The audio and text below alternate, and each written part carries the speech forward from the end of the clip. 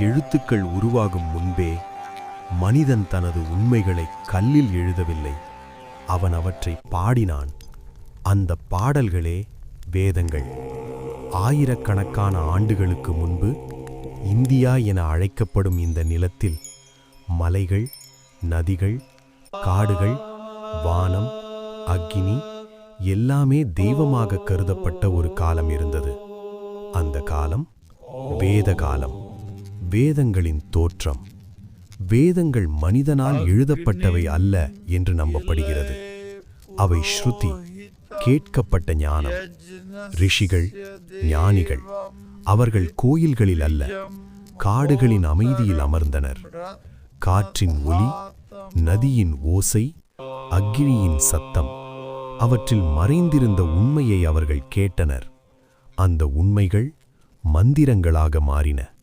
அந்த மந்திரங்களின் தொகுப்பே வேதங்கள். 4 வேதங்கள். ரிக்வேதம். ரிக்வேதம் உலகின் பழமையான பாடல்களின் தொகுப்பு.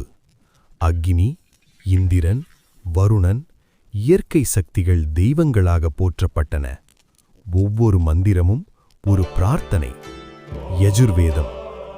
யாகம், ஹோமம், சடங்குகள் எப்படி செய்ய வேண்டும், அதற்கான விதிமுறைகள் யஜுர்வேதத்தில். சாமவேதம். கடவுளை அழைக்க சொற்கள் மட்டும் போதாது, இசை வேண்டும். சாமவேதம் இந்திய இசையின் அடித்தளம். அதர்வண வேதம். மனிதனின் பயம், நோய், ஆசை, கனவு எல்லாம் இதில் உள்ளது. மந்திரம் என்பது மாயமல்ல, நம்பிக்கை. வேதகால சமூகம். வேதகாலத்தில் சமூகம் எளிமையானது. மன்னன் இருந்தான், ஆனால் அறிவு அதைவிட உயர்ந்தது. ரிஷி சொன்ன வார்த்தை மன்னனுக்கும் கட்டளை. பெண்களும் கல்வி கற்றனர். கார்கி, மைத்ரேயி பெண் ஞானிகள். குருகுல கல்வி. கல்வி என்பது வேலைக்காக அல்ல, வாழ்க்கைக்காக. மாணவன் ஆசிரமத்தில் வாழ்ந்தான், குருவுக்கு சேவை செய்தான். எழுத்து இல்லை, நினைவு திறன்தான் நூல். மந்திரங்கள் நூற்றுக்கணக்கான முறை உச்சரிக்கப்பட்டது. உபநிடதங்கள். கேள்விகளின் காலம்.